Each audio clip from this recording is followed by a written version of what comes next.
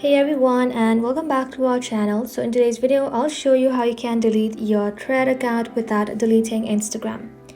Let's get started. For that, first of all, open up your Thread application and then you want to go ahead and log in to your account.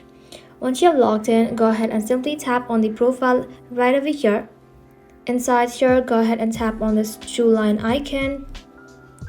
And then inside settings, you'll then be able to find account. Tap onto it.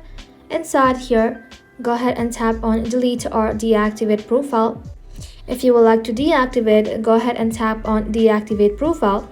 Deactivating a profile means that your Thread profile content, likes and follower will not be visible to anyone until you reactivate your profile by logging in.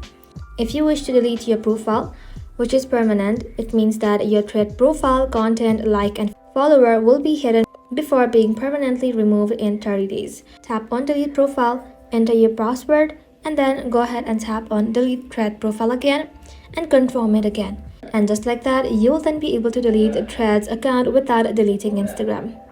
Thank you for watching. If this video was helpful, don't forget to like and sub, and I'll see you in the next one.